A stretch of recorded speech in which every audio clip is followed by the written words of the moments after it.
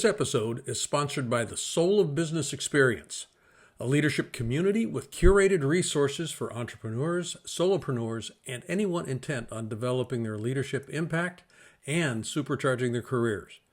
For more information, check the podcast webpage or show notes.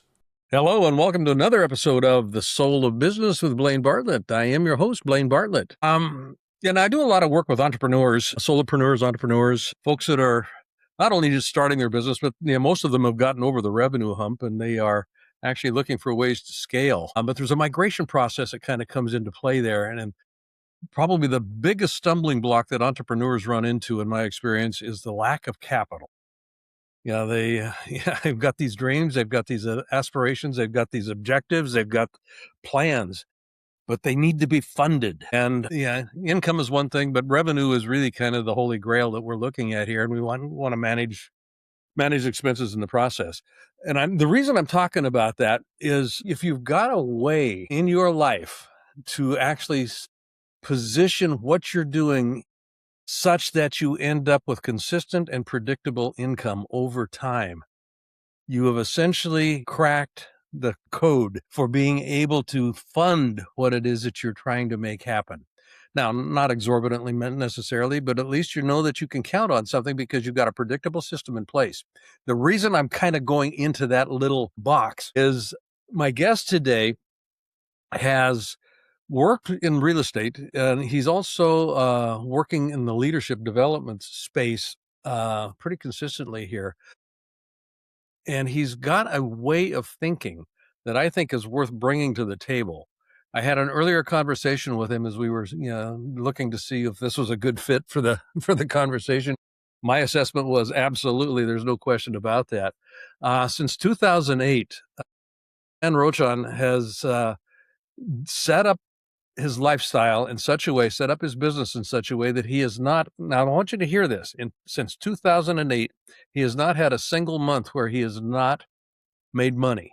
And I mean made money in the sense of he wasn't broke. Which in the real estate business, which is kind of where he cut his teeth. In real estate, it's boom or bust a lot of times. So since 2008, not a single broke month. And he's got a new book out right now that I want to actually pull apart because I think there's some fascinating jewels in it. The book's title is Teach to Sell: Why Top Performers Never Sell and What They Do Instead. So Teach to Sell: Why Top Performers Never Sell and What They Do Instead. So Dan, welcome to the show. Thank you, Blaine. It's a pleasure to be here. Absolutely. Good to see you again. Oh, you too. Now, the title of the podcast, and we're going to kind of use this question as a segue into some of the other conversation we'll have here, but the title of the podcast is The Soul of Business. You've been in business for decades, and you've been quite successful at it. When you hear the term the soul of business, what does that bring up for you? When I hear the term soul of business, I hear it as a living entity. And, so for me, businesses are made up from people and systems and product and services. And so the people and the systems, they represent the soul of however they're going to deliver the products or the services. You mentioned my book, Teach to Sell. In essence, Teach to Sell taps into the soul of businesses by making service, trust, and ethical influence central. It transforms business from a transactional exchange into a platform for positive impact where you can grow, you can fulfill, you can have sustainability, as I've been fortunate in my business. I mean, there's just a few simple ways, like there's a simple hacks to do that. I'm sure we'll get into that here in a few minutes. But ultimately, when you understand that your business is its own life form, and the soul of your business is, defined by your culture, the way you treat people, your vision, where are you going, your mission, how are you going to get there? And just as Blaine has a soul, Dan's has a soul, Blaine's business is his podcast, Dan's business is his podcast, et cetera. We all have, they each have a soul as well. So that's what comes to my mind, Blaine.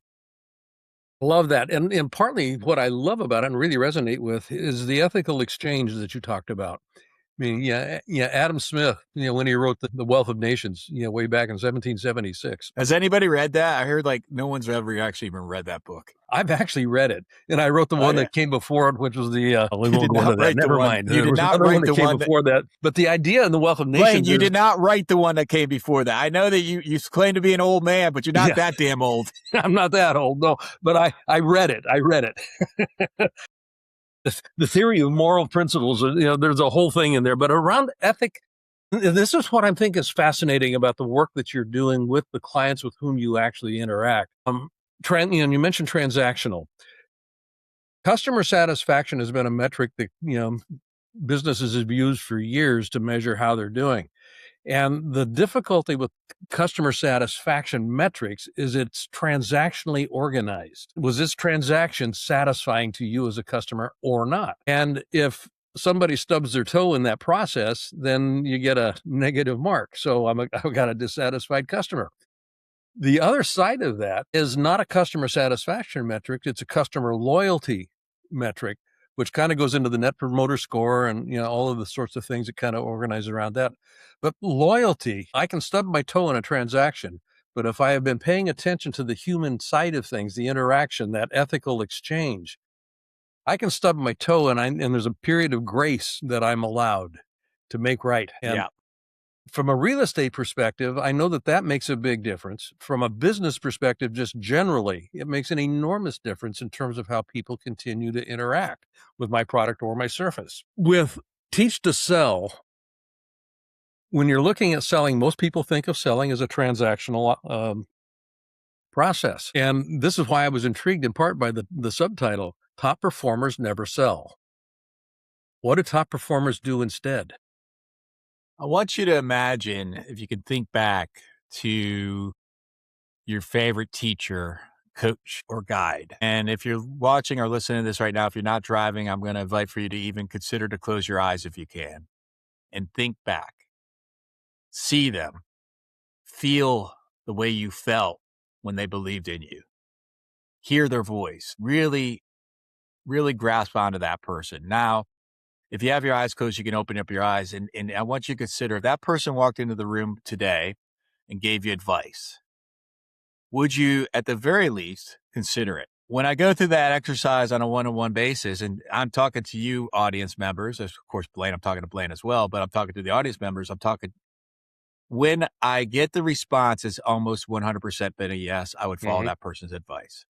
Not because they taught you algebra or how to sing and dance or how to play football, though that person probably did help you with that, but because they cared, because they guided you, they led you. And I share that example, Blaine, because when you can understand and when you can really embody it within yourself to say, well, how does someone feel when they trust the other person because the other person is guiding me? In business, you could be that teacher. You could be that guide. You could be that coach. To do so, you have to understand that at the heart of Teach to Sell, it's about leading through teaching. And when you guide others, you're going to create trust, you're going to create loyalty and influence, which are the true currency of a meaningful business. You go back to the soul of a business. Like what's at the root of the soul of a business? I'm going to say it's going to be trust, loyalty, and influence. And though this isn't just about sales, it's about shaping decisions, inspiring better outcomes. It's about aligning your actions with purpose and integrity.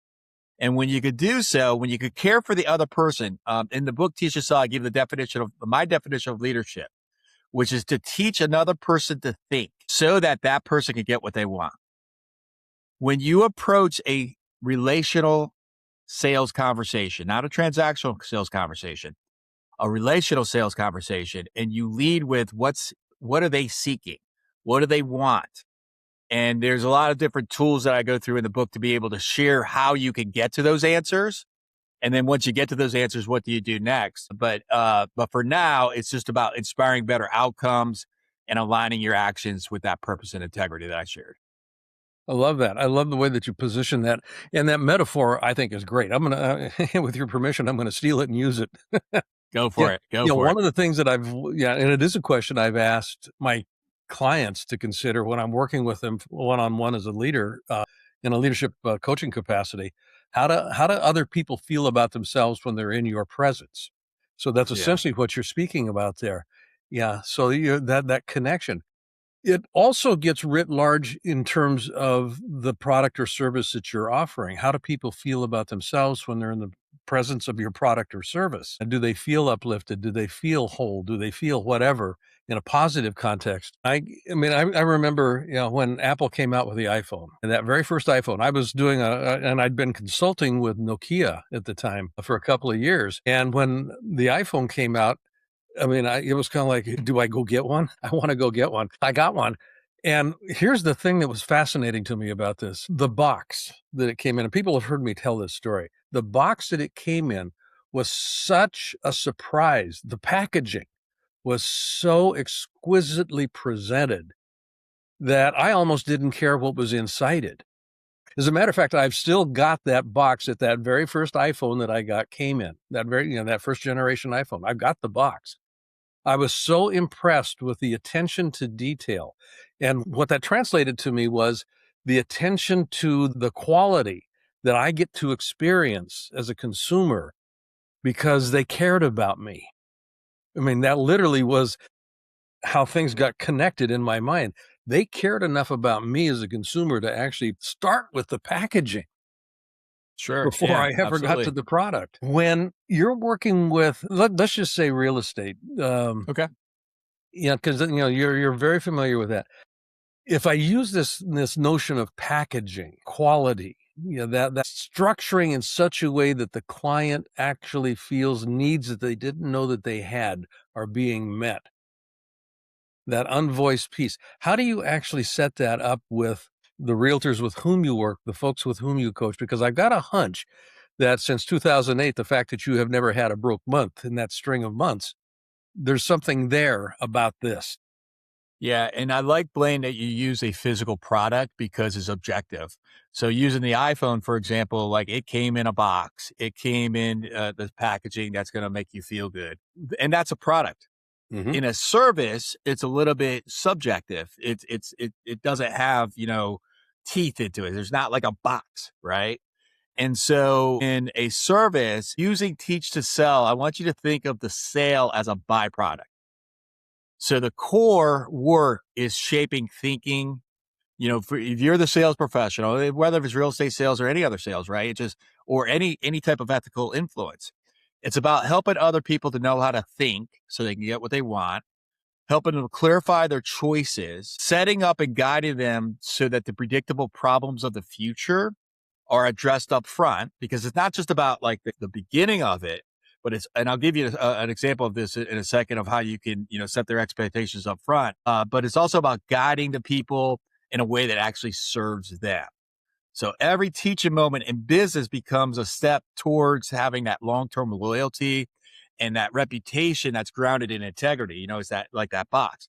So I promise that I'll give you an example. So part of what I do when I'm representing a buyer in a real estate transaction. So if you've ever bought or sold a home before, you probably had some stress, some anxiety. You may have been scared about relocation or nervous or just anxious to get going or whatever the case may be, but it can be very emotional.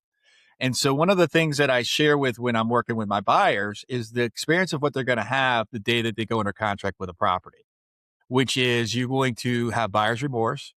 You're going to toss and turn at night. If you have a spouse or a partner, you're probably going to get a little bit of a spat with them. You're going to be like, what the heck did I just do? The next morning, you're going to wake up. You're going to get a text from your sister. She's going to say, you're a freaking idiot. What are you doing? The interest rates are crazy. This is a bad time to buy. And then you're going to get a home inspection. When you get that home inspection, remember the way that you feel, which is uncertain, anxious, buyer's remorse. And now a home inspector tells you there's 150 things wrong with this home.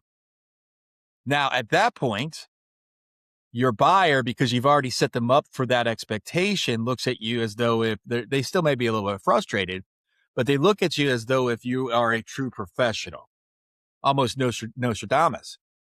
The same thing happened in that home inspection than if you did not have the conversation up front to guide them. I had a phone call about 3 months ago from a client that I had that conversation. It was the day after we went under contract. And he said, Dan, I can't believe it. I was up all night last night. My wife and we got into this little spat. It was horrible. But you know what? I remember what she said to me, and I was like, okay, this is normal. Dan said it was going to be normal. Okay. So that's an example of how you can use teach to sell. Now apply that to your own business, where it's not just about like to get hired, but it's also to be able to, I know because I've done this for so long in real estate sales, for that example, I know what they're going to experience. And when I tell them what they're going to experience before they experience it, it's almost like I'm reading their minds, fortune telling. But it's really, I'm not really fortune telling. I just know the process because I've gone through it so many times, or I've led others through it so many times. The beauty of that is that it, by default, will begin to create trust in you because you've actually voiced this up front and there's no surprise as a consequence of that. And they're going, oh, okay, he knows what he's doing. He's been here. And in one case, guess what? There's that trust that's earned, right? So that's an example where that something bad goes wrong and you earn the trust because you addressed it first. Or if you don't, same thing happens. Guess what? Dan's an idiot. Trust Same thing happens. Nothing happens differently, and it's outside your control either way.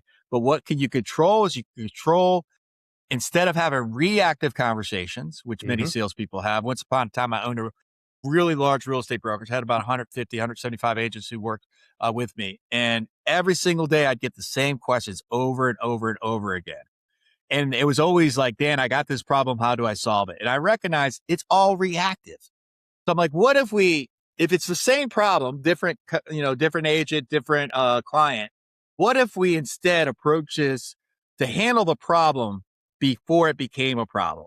And that's where Teach to Sell was born, was really live in the field and realizing there's a better way for us to do business than to be at the whims of a client's, like I can't control that his sister texted him the next morning, called him an idiot. Right. But that's going to happen. Some version of that's going to happen. And it's setting the foundation up front. What you're speaking about is part of the Stoic philosophy. Epictetus would talk about we've basically only got four things that we can control: our thoughts, experiences, which include the judgments that we're making, as well as our behaviors. So if we can recognize that everything else is outside of our control, then what do we do to mitigate the consequence of that being out of our control? Set it up front. And I was struck by this, and I used to golf. The joke that I use anymore is, "What's your handicap?" I golf. Yeah, that is my handicap. But I remember when I was taking lessons, the pro that I was working with said, "Don't try and hit the ball. Let the ball get in the way of your swing." And so his whole point was, let's work on the swing. Let's work on the swing. And to your point about the sale itself is actually a byproduct of a well-crafted swing, a well-crafted sales process, a system that you have structured that allows for the sale to get in the way of it, and it just works like it's supposed to. That's essentially what I've heard you talking about. There's a couple companies that do it really well that are very well-known companies, Patagonia and HubSpot. And what they do is they educate, they guide, and they inspire action that's aligned with higher values. And that's building a tribe around their brands, not just a customer list. Okay. And so how does HubSpot, how does Patagonia, how do they do this? Patagonia, for example, it's about social, make a good social choices. Yeah. Social responsibility. Thank you. And they're selling outerwear, right? And so this shirt, what's this shirt have to do with me being socially responsible? Nothing. But if I can take a brand and educate around something that's important, and then guess what? The sale of this shirt this is not a Patagonia shirt. This is this is a Walmart shirt. Thank you very much. Different ethos entirely. I don't know. I'm just making it up. It was a gift. I shouldn't have said that because maybe the person who gave me the gifts watched this right now. It's the best shirt I've ever had in my life. There you go. Either way, but Patagonia is selling a mission. All right. And HubSpot does the same thing. It's just a different product or a different service. But Patagonia has a product, HubSpot has a service, so it works in both. Okay. But if you think, what is the mission of Patagonia? Is to make the world a more friendly place, a more viable place, one that we can stay here longer. Right. And then, as a byproduct comes the sale. Yeah. The sale gets the sale is impacted by that whole ethos. I think it's a lovely metaphor. And this book over my shoulder here, Compassionate Capitalism, A Journey to the Soul of Business. I use Patagonia as one of the prime examples of a compassionately capitalistic company. I love that. Their famous Thanksgiving Day ad, "Don't buy this jacket." And it's kind of like, well, are you crazy? But it got people's attention, and they were talking, just recycle it. Send it back to us for a repair. We don't need to buy another jacket just because the color changed. And that sort of a thing. And they're wildly successful. HubSpot as well. Yeah. Yeah, because they have a mission, and that mission goes to educating, contributing, and adding value first. Yeah. So when you consider that, like, think about this. If you're a business owner, if you're a salesperson, if you're an entrepreneur, how can I add value first? Right. One of the things that I teach, I know you lead leaders, and as I do as well, but it's something that I know that self-reflective leaders ask themselves daily is, how may I serve at a higher level today? Mm-hmm. Right. So that's not just motivational fluff. It's operational heartbeat of a soul-driven business. Okay. It keeps focus on long-term impact over short-term gain. Because again, I've had a successful real estate sales business for almost 20 years with no broke months.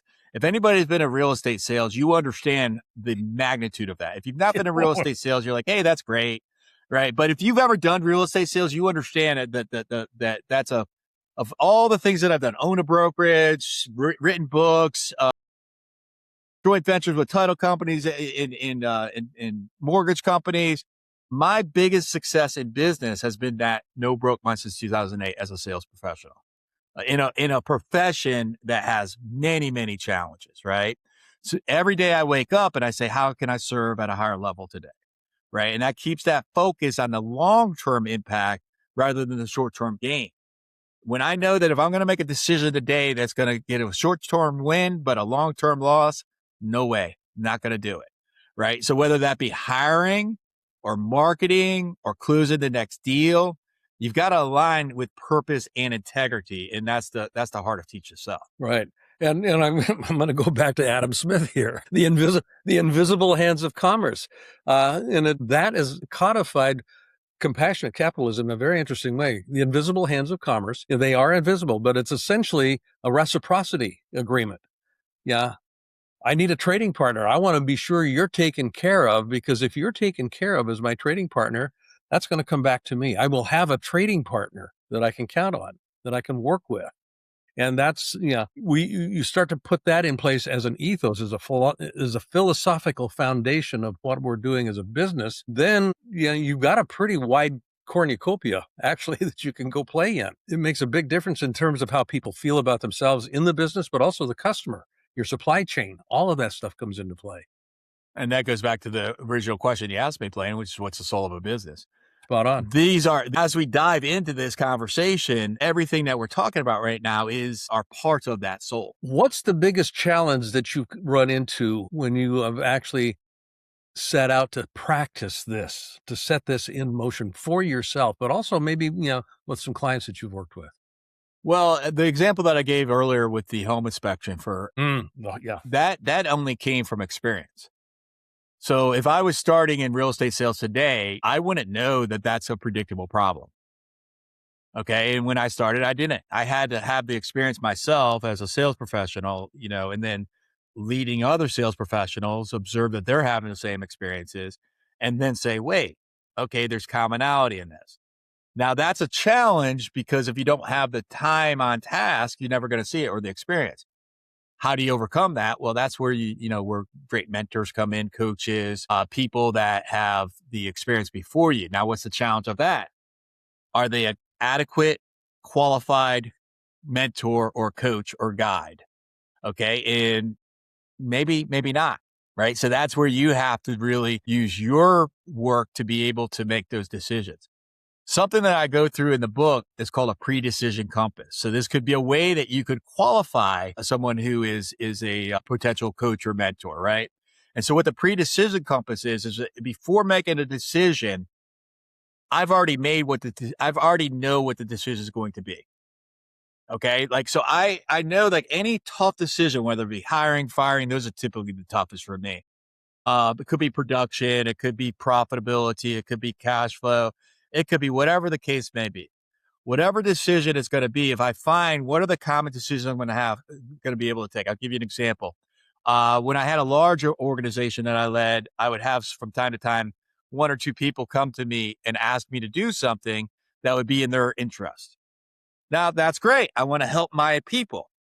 Yet, I found early on that sometimes one or two people, maybe, and typically they're going to be strong performers, are going to ask me to do something that's going to hurt 150 of the other people within the organization. There you I'm go. like, oh, Yeah. crap.